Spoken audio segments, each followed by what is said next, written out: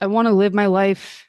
I want to live it well. I want to live as truthfully as I can. And emotional dysregulation, not being able to, consolidate your memories in a way that's at its optimal for that to be negatively affected. I don't want that for myself.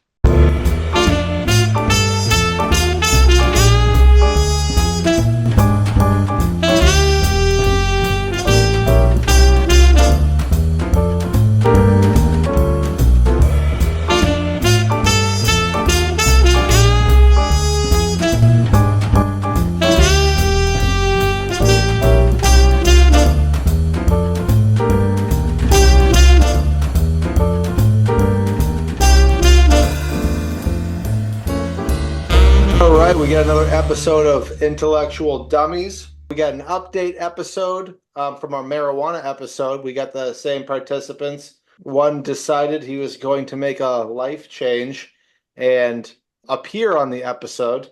So congratulations to Will for coming out of the closet. I'm just kidding. And we got Tori Mansfield with us. So I don't know, what has it been? It's been at least 2 months, right, since our last episode. And Tori, we'll start with you. Tell us about it. Yeah, so I still am not smoking weed and I have a stronger conviction than ever to never smoke weed again. So I'm pretty strong on that, stronger than I've ever had in my life, which is great.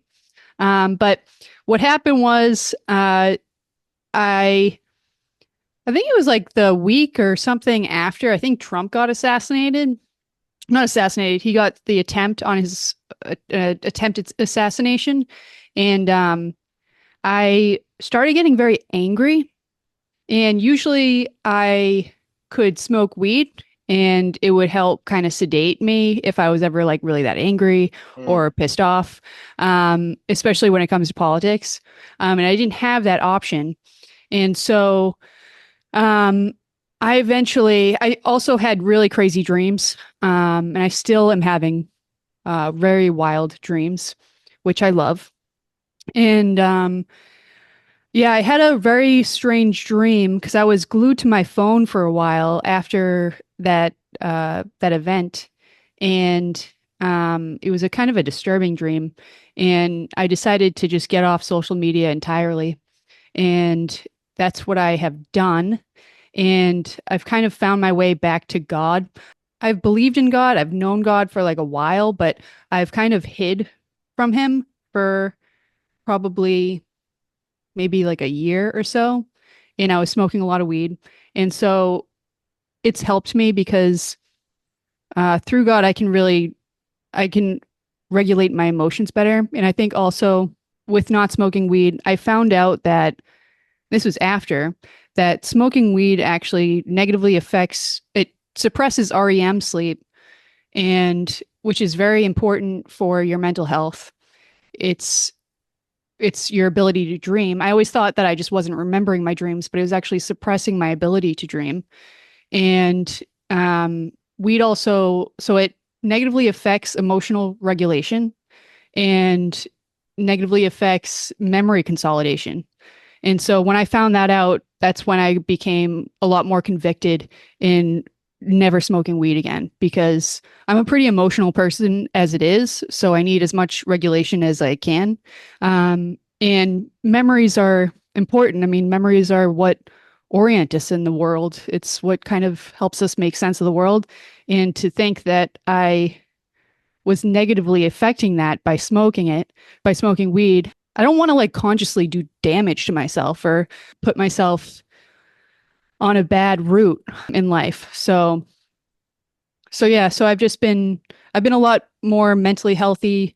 I've been a lot more at peace, and I think that's a combination of not smoking weed, God, and I'm reading a lot more. I'm not on social media, and I reflect a ton more. And I think reflection is huge for mental health. But yeah, that's where I'm at. That's my update. Oh, that's awesome. That's awesome. Yeah, when I quit smoking weed, it probably took a good year for me to really find my real personality, you know? Mm. Because I mean, you and me both, I mean, us three smoking weed every day from a very young age, you know? And I actually just had this conversation today where my girlfriend, we were talking about nutrition, and she's like, everything in moderation. And I go, well, if it's objectively bad, Yeah. no. Then not how about not moderation, just don't do it. Like when it comes to like dieting, I go, no, well, Oreos aren't good ever, no matter how many you eat. Mm. You know, so it's like, I mean, same thing with drugs. Like, yeah, obviously the less you do them, the better, but they're just not they're bad for your body. You could argue that, hey, maybe they're good for your mind, and I'm sure in certain cases, maybe some drugs, marijuana, and maybe other hallucinogens are good for your mind, help you figure stuff out. I mean, I've certainly been there, but then you start doing them all the time, and then it loses its meaning. Mm. It loses its touch. It loses the reason why you're doing it in the first place. You know, so that's a good success story. I'm proud of you. That's awesome. Thanks. Will, do we have another success story over there? What's going on? I can Well, just I see by guess it the way you're depends. smiling, you I motherfucker. guess it depends on everyone's definition of success. This isn't a philosophy fucking episode, all right? Uh, well, Tori, congratulations. That seems uh like a lot of good positives came out of you stopping smoking weed. So congrats. Thank you. I'm happy for you. That's great. For me, let's see. When we left, I'm still smoking weed. Let me just start off. Let's see. When we got off last time, I think it was something like I was gonna try to maybe just like save it for the weekends or something like that. Um, oh, and then there was that also the time we got on the phone call, and I did quit for like a week or two. But yeah, I slipped back into it. I definitely know I have, what feels like a physical, but also definitely like a strong mental addiction to it. So that in itself is always kind of a bummer when I'm trying to lower the amount of smoking that I do. But when I'm in times where I don't really care how much I'm smoking, then it's not really much of a problem. It's funny, like the things that I was like, all right, like the things that I'll try to do more and maybe quitting smoking weed will allow me to do that. I'm doing those new things that I came up with while still smoking as much weed as I was when we had our first uh even though I did start it with like that little week or two quit or break, I guess. Yeah, pretty much same old stuff, smoking weed. Let me ask you, did you at least quit long enough to experience the withdrawal symptoms of it? I had a week where, yeah, I was pretty irritable. That was probably the biggest symptom I had, my irritability. Did you dream? I don't know. If I did, I at this point I don't remember. Hmm. Hmm. Uh, yeah, but there was just a lot happening, and I definitely used it as escapes, consciously and willingly. Yeah. Yeah, I know about all the things that it does, and that's I guess what makes it a little bit more terrible that I make those decisions knowing that it does all these things, but I don't know. Life kind of hits you hard, and when you go through a lot of changes, I don't know, it can feel pretty overwhelming. So just having that somewhat of a security, I guess, in those going through some trying times, it's kind of nice to shut my mind off. Yeah, well, it's a crutch. Yes. It's a Yeah. crutch. It's a coping mechanism. Yeah. Yeah. So Well, kick those crutches to the side because you're not wounded. But now, if you don't mind me asking, Ask away. do you mind me reading some of the text that you sent me? Oh boy, here we go. Sure, Right? sure. Can I? I mean, it's up to you. Yeah, sure. Yeah. Okay. So you said, I think a lot of my addiction is the act of smoking itself. Hmm. I used weed to help me quit cigarettes. I almost bought a vape today to help me quit weed. I just like smoking things. Hmm. It's true. Um, Whenever a colleague of mine comes in from a weekend where he went out drinking or something, he'll always come back with a vape pen, and I'll hit that thing with him like all day. mm. It's like candy. Now, you also said, because I said, because you're like, I think I'm going to eat some, I'm going to eat some gummies before bed or whatever. And I said, I would say, fuck the gummies, but go for it. But also, small kind of big steps is better than no steps. So basically, what I was saying there was like, yeah, I think you should just go cold turkey, screw the gummies. But as long as you're making progress in the right direction, I mean that's fine. And then I think this is the most significant text that you sent me in that whole conversation was, yep, I'm thinking about anything I can do right now to not be sober. Drinking, buying weed, and then you went on. What do you think about that? What was the date? This was July 16th, and you had just, I think you had quit smoking from what I understand, and then you ended up kind of falling back into bad habits, and that's when you texted me like, yeah, I just threw my weed in the trash today, fucking blah blah blah. Maybe I'll just eat some gummies, and we had that whole conversation. But again, I think you're trying to find any reason to not be sober now. Why do you not want to be sober? Why do you think your mind works that way? Well, I'm trying to remember in that time, that sounds like right around the time where my ex and I broke up or had just like seen each other again since had breaking up. And that was like a whole thing. Hmm. I'll spare the details, but I was going through some health problems, and with the whole war where my family is, I can honestly say I've been in kind of like mentally like all over the place. Yeah. So that I could assume plays a part in it, and that's also why I asked when it was, because there was like a certain moment where like right when my ex and I broke up, and then when we saw each other again a few weeks later, those two times were like everything kind of hit at once. That's actually something I thought about for a while because it's not new to recent, I don't know. I think maybe that comes from like childhood or when we started smoking weed. I mean, I think it was like 12, Yeah. and it was like, you attach it to a rebellious thing. I don't know. I've thought about it in depth a lot of what is it about like smoking and you know drinking. Not that I'm a big drinker. I had my phases, but what is it about it that just draws me so much? I can't really figure it out. Now, what's the longest you've gone without smoking pot since we really started smoking heavily, like really young? 12 years. Oh, okay. Yeah, I was gonna say 12 years. I guess when I joined the military, I stopped for a good year and a half to 2 years. Okay.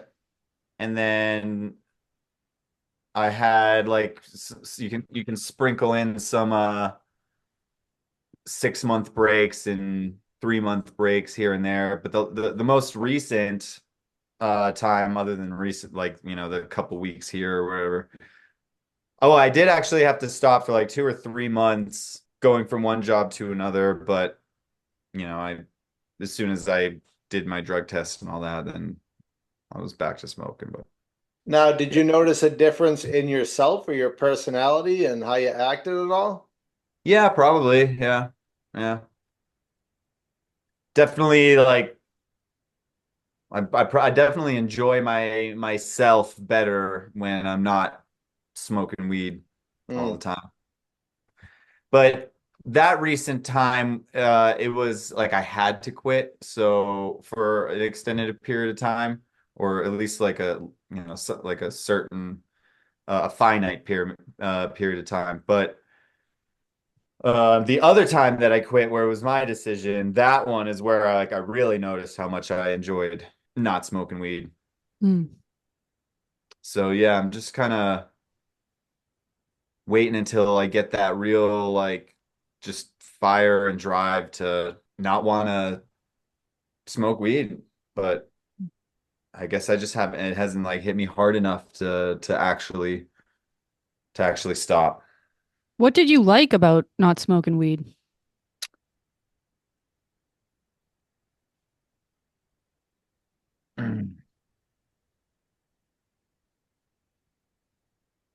I think I was just, more myself. Just smoking weed does just kind of makes you slower, a little bit dumber, at least for me. I agree. I Um, mean, I agree with that from my own experience, you know. I Yeah, mean, same. that's why they call it dope. That's what my dad always says, like, that's why they call it dope. I'm like, yeah, thanks, Dad. I know I put my keys in the fridge again.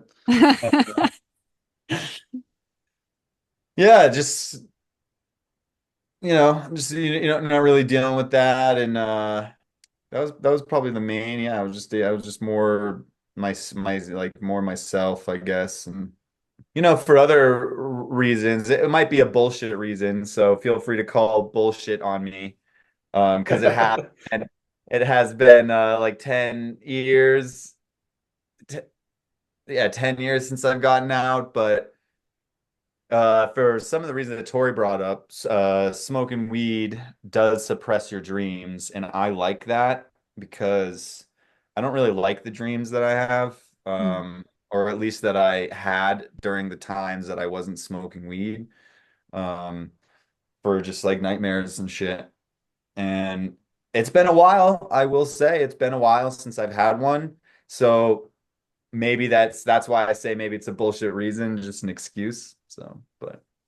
That was something I always liked about smoking weed was not remembering my dreams. Have you ever been curious about your dreams? Certain ones, Mm. yeah, my dreams, yeah. My nightmares, not so much. Mm. So yeah, yeah, I've been curious about my dreams, but that's the other thing. It's just like it makes my nightmares more frequent. Yeah. At least it did. And as it is, I have trouble sleeping anyway, so I value sleep pretty highly because I don't get a lot of it. Like if I get 6 hours of sleep, I am like grateful as hell, you know. So again, though, it could be a bullshit excuse. I could just eat the gummies, not smoke. The thing I hate the most about smoking is just the physical damage it does to my lungs. That's in my, that's what bothers me the most about smoking weed, I think. Yeah, I think if you do end up quitting smoking weed again, I think you'll realize how much sharper your mind is too when you're not smoking pot. Now, another one of our texts that I wanted to bring up was I said to you, it's weird because your thoughts seem like logical reason sometimes, but it's addiction that's controlling you. Like you just told us that you felt better when you weren't smoking pot. You could remember things, you weren't as dumb and things like that. So it's like your mind is there telling you like my life is better when I'm not smoking pot.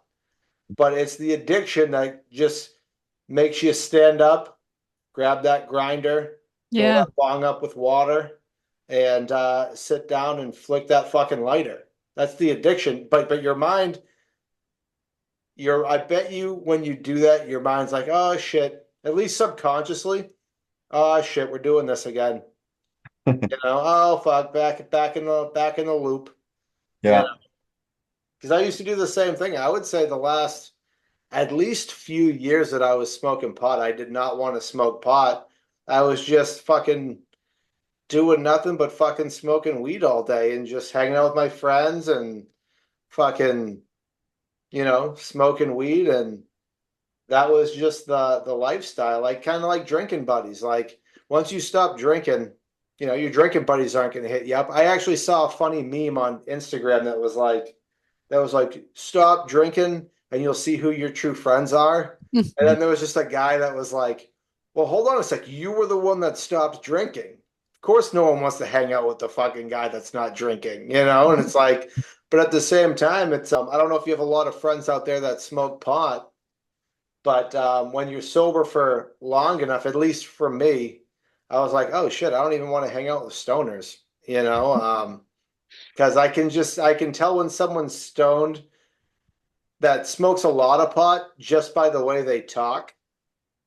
And even on the contrary, I've noticed like rookie stoners, I noticed a slight enhancement in their vocabulary because they don't smoke pot a lot and they're like really thinking about things. But then the people that abuse the pot, I notice a significant reduction in their vocabulary. But yeah, just things that I've noticed, and even my personality. I brought it up on the last podcast. I definitely did a complete fucking 180 when I stopped smoking pot. I definitely was not the person that I was in high school at all, in terms of my personality. I went from liberal to conservative. I went from dressing in all black and, to just kind of dressing like a normal human being. I'm definitely happy with it. I'm definitely happy with it. But yeah, I mean, moving forward, what do you think? I know, Tori, you said you were probably not gonna smoke weed at all anymore, right? Yeah, I'm Have you pretty got like a confident. new outlook on who you were before? Like, It's just, I guess I wish I had, I don't know. I mean, like one of the things I could say is I wish I had quit sooner. I wish I had the information because I did not know that it suppressed dreams. It negatively affected emotional regulation because that's what mm, sleeping and dreams, that REM sleep does. In the memory consolidation, just because from what I understand about psychology and how I relate it to myself, that's really not a good thing. I want to be as strong and I want to live my life. I want to live it well. I want to live as truthfully as I can. And emotional dysregulation, not being able to, consolidate your memories in a way that's at its optimal for that to be negatively affected. Um, I don't want that for myself. I want, but also, I don't know, maybe I care more about my future now. But I also did not have that information when I was younger. I didn't yeah, know you that. think it's Because, harmless when you're younger. well, because what people say, what I've heard is that, it can affect your brain development when you're young, when you're developing. But whenever I heard that, I was like, well, I'm already like older now, so it doesn't even matter. Um, and yeah, that was pretty much it. And just like the short-term memory loss. But yeah, I don't know. I've always, yeah, yeah. So, What did you do to when you were quitting, like to prevent yourself from the urges um, those well, starting weeks? so I am really into dreams. So there's so much motivation there for me to not smoke weed because I want my dreams. Because for me, dreams, um, they're showing you what you're not conscious of, and they're trying to knock you in the right place in a lot of ways. So even, and I'm not saying like people have night terrors and things like that, and luckily I haven't really experienced that. I've had that, what is it, the dream paralysis kind of thing, where you Sleep wake paralysis. sleep paralysis when you like kind of, it's like you wake up in your bed but you can't move and there's like this demonic force that's like in the room with you. Like I've That's had what it that a feels couple, like. Yeah, yeah, I've had that a couple times. I actually had it a couple times in this apartment that I'm in since I quit weed. But I get a lot out of my dreams. So I write down all my dreams. Like I have over 400 dreams recorded. Wow. I take it seriously. And that's from Carl Jung. His whole work is based on dreams. When I took his work seriously the first time around, which was a while ago, when I did take a break from weed because I wanted to look at my dreams, I felt like I went through like almost like a time warp of psychological growth during that time when I was paying attention to my dreams. And so I want to, because I also see it as like it's like messages from God or messages from that kind of primordial being. That anyway, so that was huge for me. And I want to see what I can do in life. And again, yeah, so that's a huge thing for me is I don't want to consciously squander uh, me fulfilling my destiny in a sense. So that's really the big motivation for me. Hmm. Oh, that's awesome. That's awesome. Yeah, I mean, you're the writer of your own story. As just like not to get like, you know, the only way I can describe it is stoner, ironically enough. But like you're a mind inside of your body, and it's like you want your mind and body to be as sharp as possible to be Yeah. the best person that you can for as possible. And I think you said like what do you do to fight the urges of quitting? And I mean for me it was just because I had to, as I described on the other pod on the last episode. I had to for my job, you know. But I know Jordan Peterson says, I think it was Jordan Peterson that says in a nutshell, he says, or maybe it was Dennis Prager, I forget. But the biggest obstacle you have in your life to overcome is yourself. You are your own worst enemy. You're gonna want to fucking eat that cookie even though it's bad for you. Of course, you know, weed is a simple pleasure in life. And those simple pleasures, short-term pleasures, just getting high, end up being long-term vices. Right. And that's where I found myself in. And I mean, you said in not so many words that you like yourself sober, but you're not conquering yourself. You know, and it's a hard thing to do. I mean, there's still certain aspects in my life that I haven't conquered yet. Um, you know, organizational things, putting things off, and you have to conquer, you really just have to conquer yourself. You know, it's like kind of analogous to like if no one's looking and no one knows, are you still going to do the right thing? Well, when it comes to yourself and your mind, nobody is looking, and it's just you, and you're the only person that knows whether or not you have conquered yourself or not. It comes down to discipline too. Am I going to weed is ruling my life right now? I'm not ruling my life. Marijuana is, or whatever the substance may be. And it doesn't even have to be marijuana. It could be anything. Video games. I know people that just go home and just fucking play video games.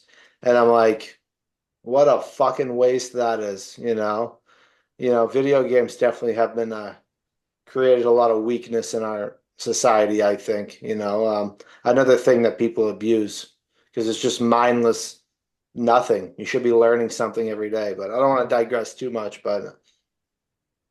Yeah. but yeah, conquering yourself, would be my biggest motivation and something to have inside of your head. When you have that urge is like, okay, I got the urge, but fuck that, dude. I'm a man. I don't need that fucking shit. What am I gonna bend the knee to a fucking urge? Fuck that, but no, that's how I would think about it. I've been reading C.S. Lewis and in The Great Divorce. In I think there's a line in the Bible with Jesus, and he says like, if your eye is evil, cast it out. Like, I think for me, I had to be honest with myself that I cannot regulate my smoking weed. I cannot do it every single time I try and be like, it's just for the weekends. It trickles into every day of my life. I cannot do it. It's the same thing with alcohol.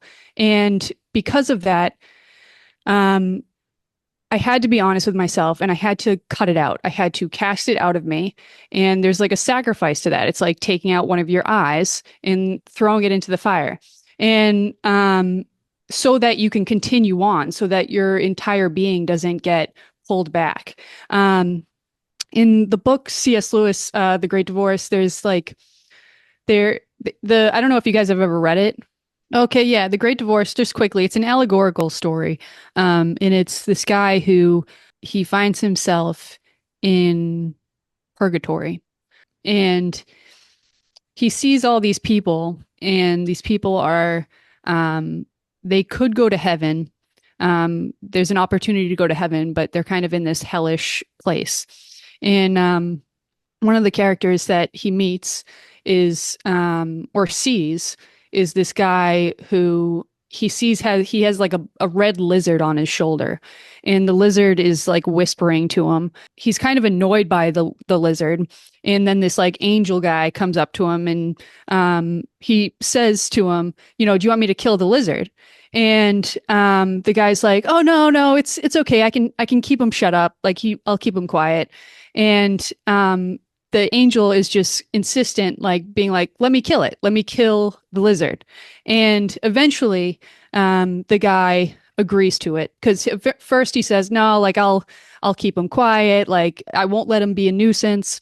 And eventually he lets, and the lizard is kind of I think the lizard is basically lust, I think, is the guy's, it's lust is what consumes him.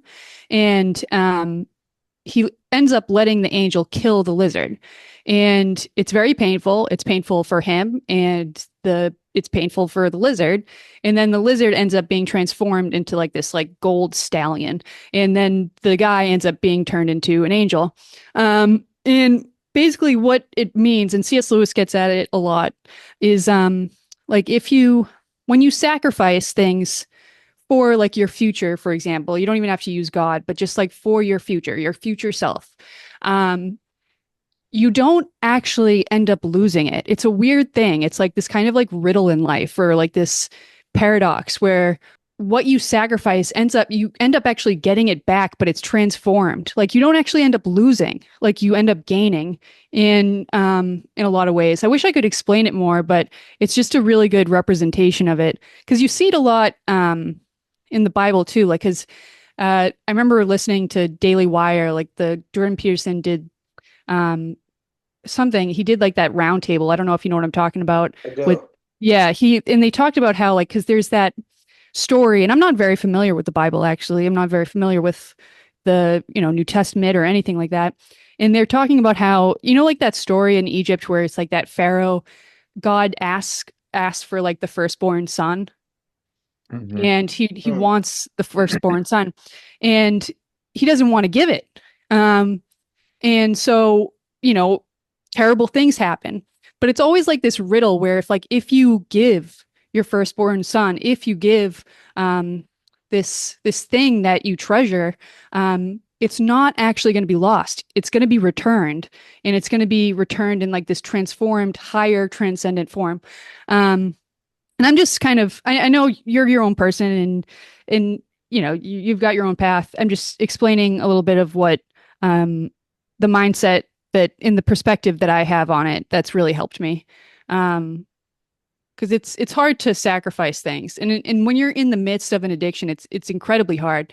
And I've heard, I think it was Jordan Peterson who said it too, that like with an addiction, it's sort of like a demon, like it's like alive, like you've nurtured it to be this thing, and it's grown bigger and bigger and bigger. And in a way, it is alive and it does not want to die.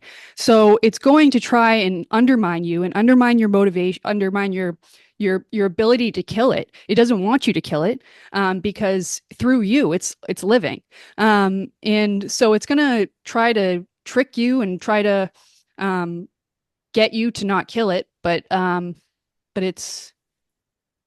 yeah, for me, like I just had to come to terms that it was like I'm not someone who can control it. That's all. I like a lot of that perspective or those perspectives. It's interesting. Now, moving forward, Will, do you think you're gonna give it another go? And I mean, hey, I mean, hey, if you after this you're like, yeah, whatever, it's bullshit. I'm happy with my life. I'm gonna smoke weed every day. No judgment. That's awesome. Good for you. I'm glad you can be a functioning stoner, at least for the most part. But going forward, all this being said, do you think you'll give it another go? I'm sure I will. I mean, I think giving it enough, like giving it as many goes as I have is just an indication that eventually one of those goes is going to be the last go because eventually I'm going to quit. Mm. I think I kind of like go through these. Yeah, I mean, like I guess yeah, everyone goes through the phases of quitting, but I don't know. I got a lot of things brewing, things that I'm really motivated about, things I'm really excited about, things that I've been working on really hard for the last few months, and there is an underlying motivation that if I wasn't smoking weed, I could even perform better on those things that I'm working on. So I guess I am kind of starting to feel a little bit recently. I don't want to say, yeah, I'm going to do this because I don't want to. One of the things when you would go through these waves of thoughts of like, I should stop smoking weed, um, I would have done this thing where I'm like going to bed. I'm like, all right, tomorrow, I'm not going to smoke weed. I'm just going to like not go to smoke weed before I go to bed. And then if I ended up doing it, then I get even more down on myself because I'm like, like I said to myself I wouldn't do it, and then I went ahead and did it. So it's like worse than just like doing it when I don't want to, let's say. Um, so I guess the best that I could say is I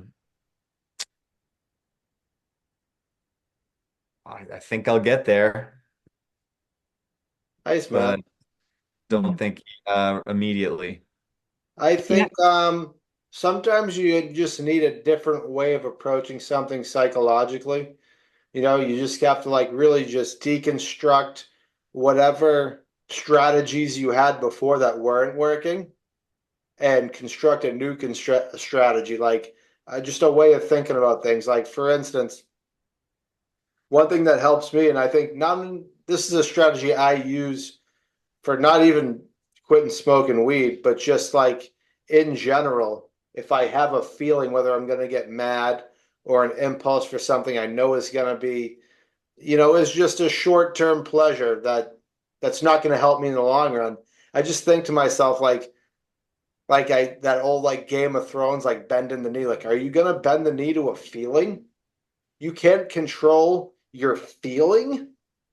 If you can't control your feeling, you can't control shit. And that's what I kind of keep in my head. Like when someone flips out at me in traffic because I'm a truck driver, I'll just look at them and just kind of like observe, like I'm like a psychologist, like, wow, look at this phenomenon happening.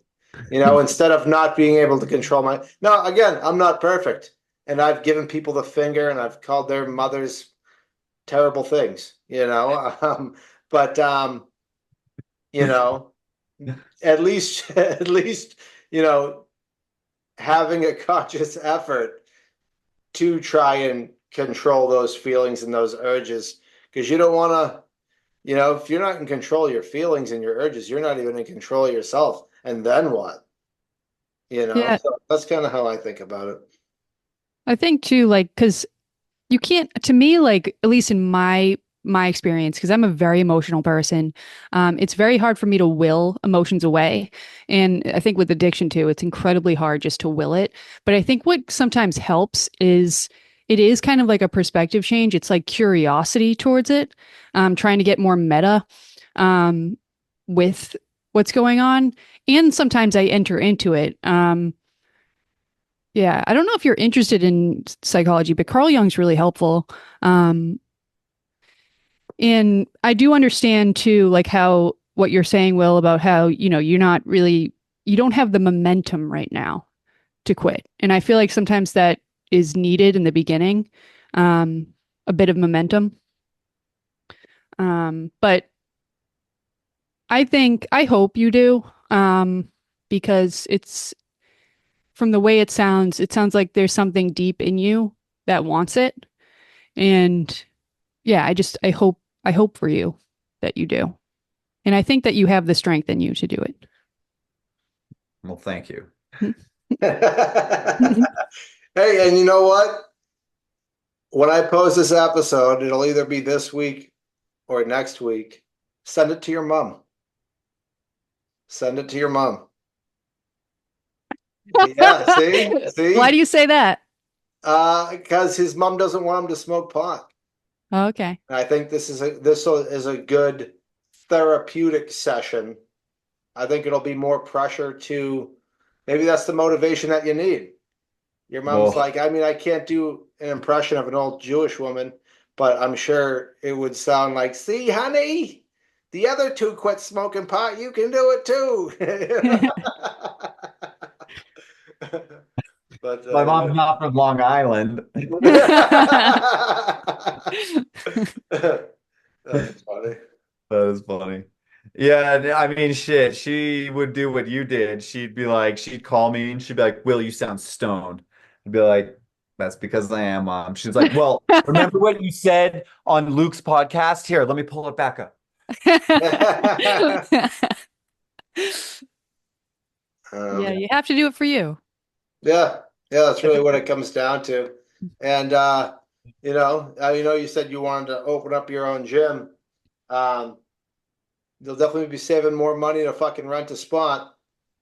It's definitely if you have that goal, because you're definitely gonna have to get educated into insurance and the laws and things of sanitary. I'm sure there's things you gotta educate yourself on. And smoking weed will only impede you, but I mean, hey, I think you can do it. It seems a lot harder than it is. I know I'll never go back. Tori says the same thing. And if we do another follow-up episode on this, we'll do it when you quit smoking pot. We'll do another fucking thing, and you can update us on how you feel, and even looking back on yourself and reflecting on that and talking about that. Because I mean, I've talked about it too. Like, I can't even believe I smoked as much pot as I did, but yeah, I mean, all that being said, like I said, if you go through it again, let us know. We'll do another update episode. And if anybody listening, wants to talk about their marijuana addiction or any addiction for that matter, we'd love to have you on. And that being said, thank you guys for coming on and honestly sharing you guys' stories, because it's not easy admitting that you're addicted to something, especially on a public platform. So for that, I thank you guys. Thank you for sharing your stories. Yeah, thanks. Thanks for giving us the opportunity. Yeah, thanks for having me. All right, guys. Well, I've been podcasting for like 5 hours, so Yeah, I know. I don't know how you do it. so yeah, I'll talk to you guys later. All right. See you All right. guys. See you guys. Thanks Bye. again. Yeah, take care.